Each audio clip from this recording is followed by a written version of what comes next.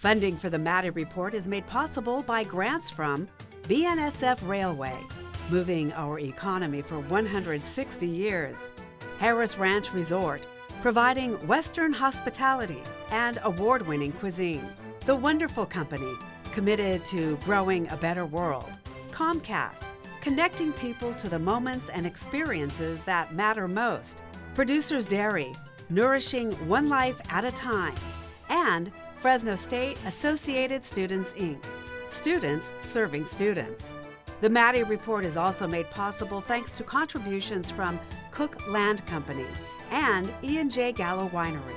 From the Maddy Institute, the Public Policy Institute for the Valley's 4 public universities, this is the Maddy Report with Executive Director of the Maddy Institute, Blake Zante.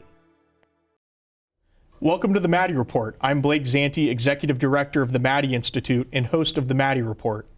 Today on the Maddy Report, we're sitting down with Supervisor Maddy Grewal, Chairman of the Board of Supervisors in Stanislaus County, talking about his State of the County address and the future of the county.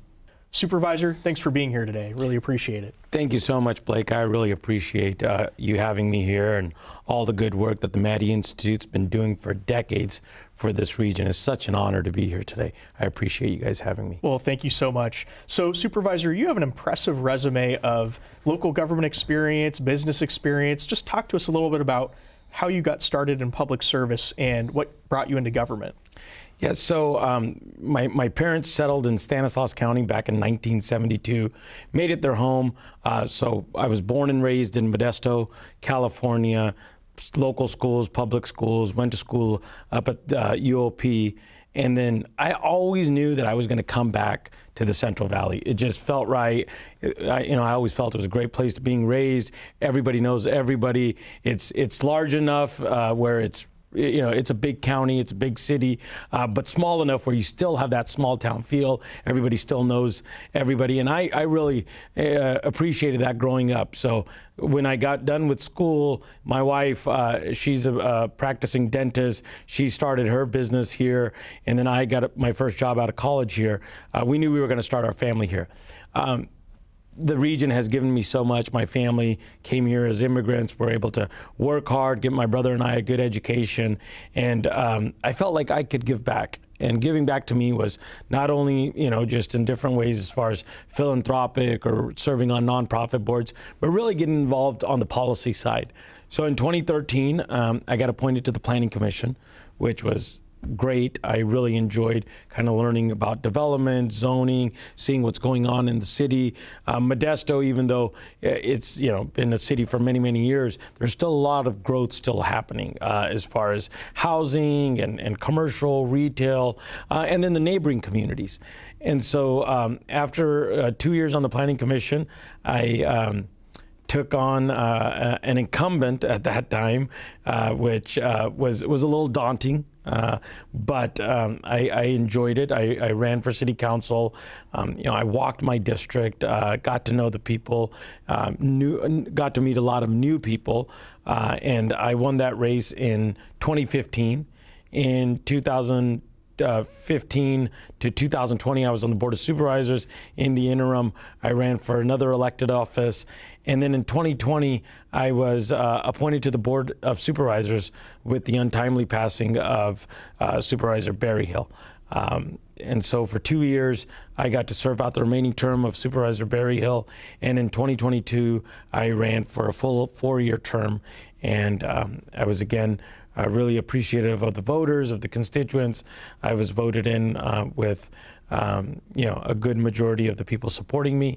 And so that's my time in public service. I enjoy it. I really feel being involved locally, knowing the issues, knowing the people you represent, their expectations of you, really gives you a good start to being a good public servant in the region. And I've enjoyed it for the past 10 years.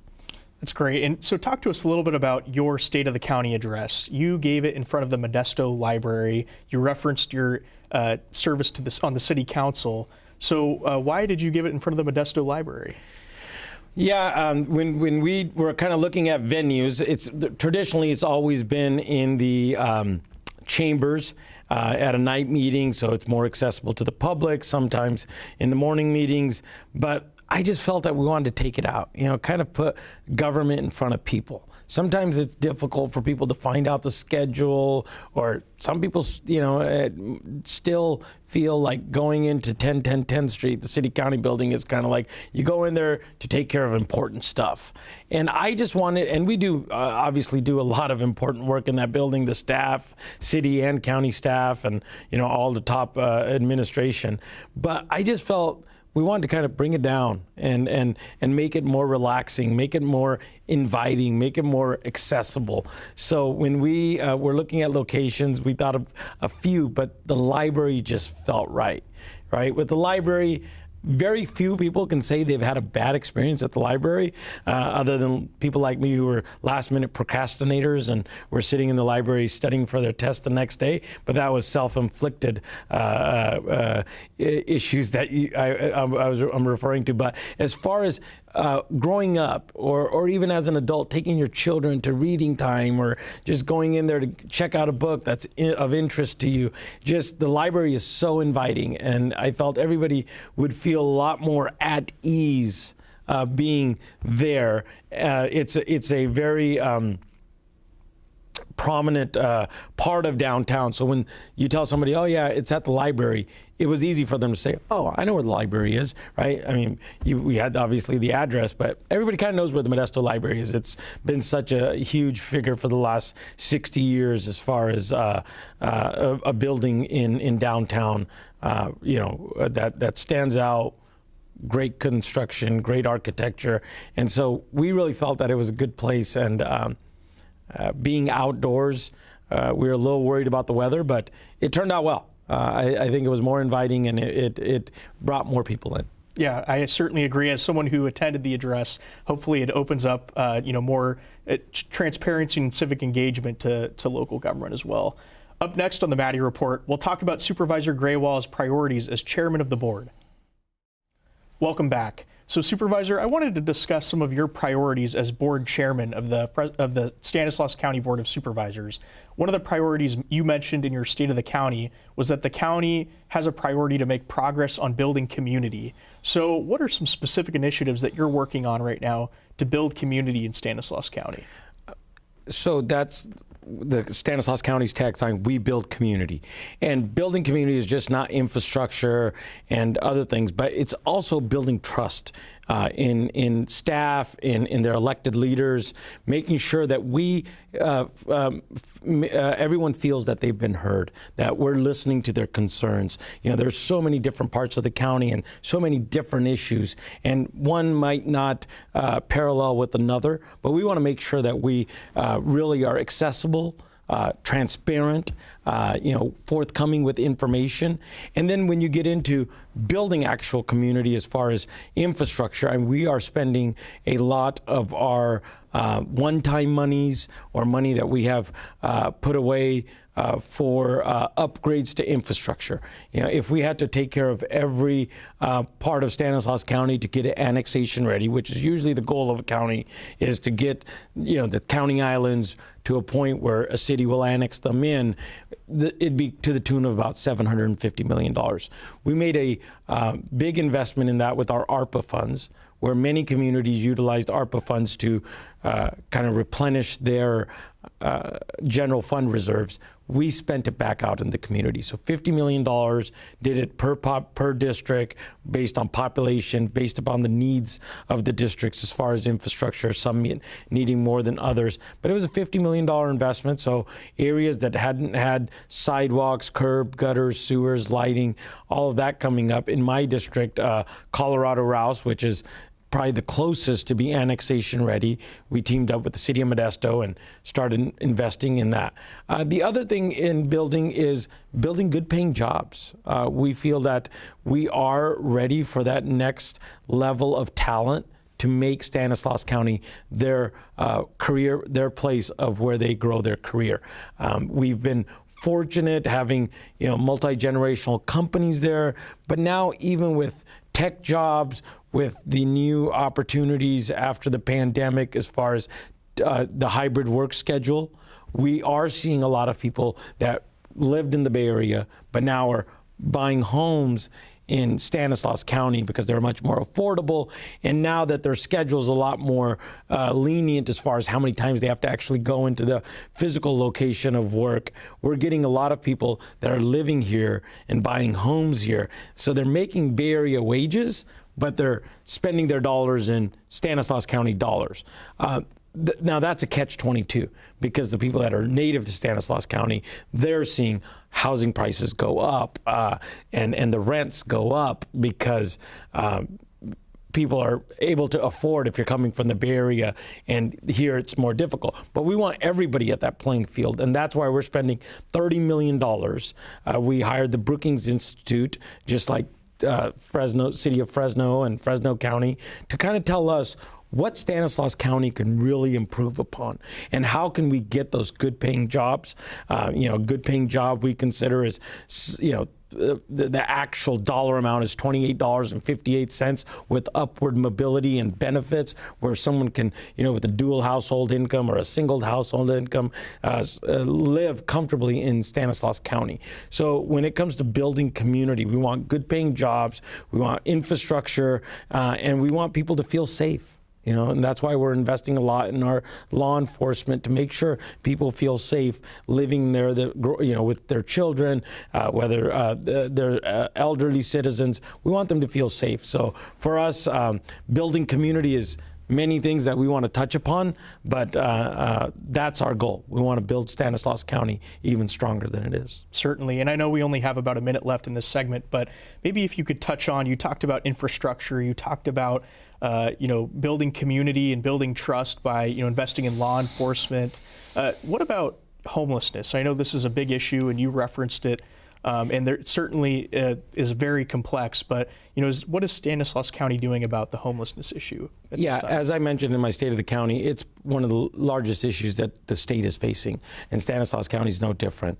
And what we're seeing, that things that are working, we're willing to invest more in. Things that aren't working, we're not going to just keep funding programs that don't show results. And one thing that we're really hopeful for is we're one of the pilot counties for CARES Court. And so we're starting to see that work, because people that need help most, sometimes they find it the hardest to get help. And we want to be, not be an impediment, but we want to be an ally and assist them in getting the help that they need. And we feel that that's going to be a big help in reducing homelessness. Can I say we eradicate it?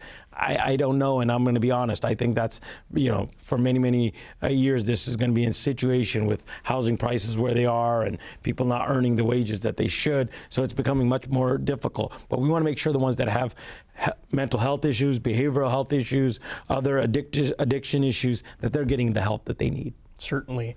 Up next on the Maddy Report, we'll talk about the relationships between the city and county and the creation of a new state park.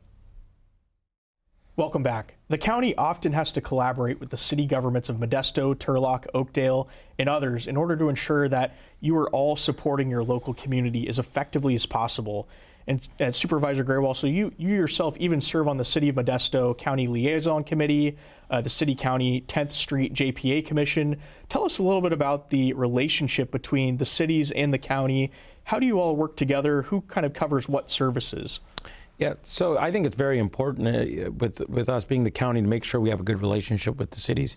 And one of the things that we were able to accomplish just a few years ago was redoing our tax sharing agreement, which hadn't been done in decades, and coming on to the board, having some reference to it since I was on the city council, another colleague of mine who also came from the city council. We really felt it was important because it does not do or bode well when most of our residents are 70% are within incorporated cities, and the county not be able to assist, even though we take care of the major services, sheriffs, DAs, a lot of the social service programs. But we want to make sure our cities are financially sustainable, financially strong. So we did that tax sharing agreement. And as far as our CEO and the city managers of all 9 cities have a great relationship. Anything that's being brought up, they all work together, put together working groups or discussions so that it's a kind of a uniform front and united front when issues come. Our infrastructure as far as roads, repairs through StanCog, our Council of Governments. Again, that's also representations from representatives from the city and the counties. And so I think there's strength in that. But I feel we have a really good relationship with our cities right now. And I would say that we want to continue that because it's very important, not only for the electeds, not only for staff, but good for the public to make sure that their city government and county government are really aligned on all the major issues. So kind of transitioning a little bit, Governor Newsom talking about different levels of government working together. Governor Newsom just named a new state park in Stanislaus County. So tell us a little bit about that. That's the first in over a decade, I believe, that's been named in the state of California. What kind of was the process behind that decision? Why Stanislaus County? Is it something that's been in the works for a while? Yeah, I think this has been in the works for, I want to say, for many, many years. River Partners really made it happen. And then, the naming, the governor's administration, Secretary Crowfoot was very involved in that. And I feel this is another thing for Stanislaus County, just another destination. We have Yosemite National Park to the east of us, and this is another park because we feel that we want to make this region, whether it's Stanislaus County, Merced County, San Joaquin County, a destination just like there are many destinations in other parts of the state. So naming this park and having this park and finally coming to fruition, I know construction's about to start soon, is going to be another place where residents can come and visit it, local residents or people from across the state and hopefully from other states come and visit this natural habitat. Well, I'll have to come check it out sometime. Yeah. Next up on the Maddy Report, we'll dive into some more issues that face Stanislaus County looking ahead. Economic development is a key concern for residents and governments of Stanislaus County. The county's comprehensive economic development strategy emphasizes that a central focus for pursuing economic development assistance is to begin to overcome the dramatic employment disparity between Stanislaus County and state and national figures. So, Supervisor Grewal, what is the county doing to close this employment gap at this time? What we're doing is really looking at where we can bring in better paying jobs and investing in those jobs. So the bioagricultural, bioeconomy sector is something that we feel Stanislaus County is really fits well with because of the agricultural waste and the agricultural commodities and being reutilized. So for that reason, we've invested in a program called Beam Circular, bioeconomy, agricultural manufacturing, and that was a part of our Stanislaus 2030 initiative. So $30 million of our ARPA funds, American Recovery Plan Act funds, have been invested, and we've invested the first $10 million in the Stanislaus 2030 launch with other commitments forthcoming based on the results. Again, being very good stewards of taxpayer dollars, we want to make sure that we're investing in programs that are working, and these programs are working. We just got an update. We're really working on expediting childcare licensing, and that's even got attention of people at the state. When the lieutenant governor was visiting Stanislaus County, she applauded us for our efforts because we feel there's so many households that could be dual household incomes but don't have a place where they feel comfortable, where they feel their children are safe as far as childcare. So now we're allowing more in-house childcare services programs. And then Beam Circular, we got a $1 million grant from the National Science Foundation. We're one of 2 counties that have been approved for a grant again from the National Science Foundation, and this one in the many millions of dollars. And we feel those are the jobs of the future, where we're able to do things that expand upon our strengths that we already have, and that will help with the disparities in wages, right? We want to make sure people have a good living wage where they can live comfortably in Stanislaus County. And so the sectors that we already have, healthcare, in Stanislaus County, we have 4 major hospitals. As far as manufacturing, we have the largest winery in the world, largest chicken producer in the world, and so many other production facilities and manufacturing facilities. Now we want to think outside of the box. How do we get more tech and biotech and agricultural technology jobs in Stanislaus County? So that's what we're working on to make sure we overcome the disparities in pay that our region hasn't been accustomed to. So talking about growing jobs, Stanislaus County is also growing. The state of California predicts that the county will be close to 700,000 residents by 2060. So what kind of challenges and opportunities does that present to Stanislaus County? The opportunities, I feel that more businesses will invest in this region. We have the Crow's Landing Business Park, which has been land that's ready to go, and we want to get a developer in there because we feel that can bring a lot more jobs, a lot more growth on the west side of the county. Major transportation projects that have been completed or are in the process of being completed, like 132 and North County Corridor, really connecting the county together. So transportation and good paying jobs, housing, building more housing, creating more jobs. The challenges, again, as growth in population occurs, we want to make sure our RENA numbers or our regional housing needs allocation numbers are kept up, because we want to make sure everybody is able to afford a home in Stanislaus County. So those are some of the challenges, but I feel that the opportunities and what's to come is far more outweighs the challenges that we have. When you get to that size, 500,000 people in a county, and in 2060, 750,000 people, there's going to be challenges. And your elected leaders, your administration really have to take those challenges head on and plan for them and then execute those plans. And I feel Stanislaus County is really fit right now to make sure that we overcome any challenges that we have in years to come. So last 45 seconds here. I mean, is there anything else that you want to share with our viewers about what's to come in Stanislaus County? Anything that we didn't touch on today? I think Stanislaus County has, been for many, many years. It's part of the Central Valley, but the growth has happened in the other parts of the state. And now I feel the Inland Empire, the valley is really primed for growth right now, and we're seeing that. People are investing, businesses are investing, talent rather than going out is remaining when they're going to local educational bodies such as UC Merced, CSU Stanislaus, Modesto Junior College. They're not looking to leave the region, they're looking to stay in the region, and that is exciting for the residents of Stanislaus County. Thank you so much, Supervisor Grewal. Really appreciate your time. Appreciate it. Thank you for joining the Maddy Report. To learn more about the Maddy Institute, visit maddyinstitute.com. We'll see you next week.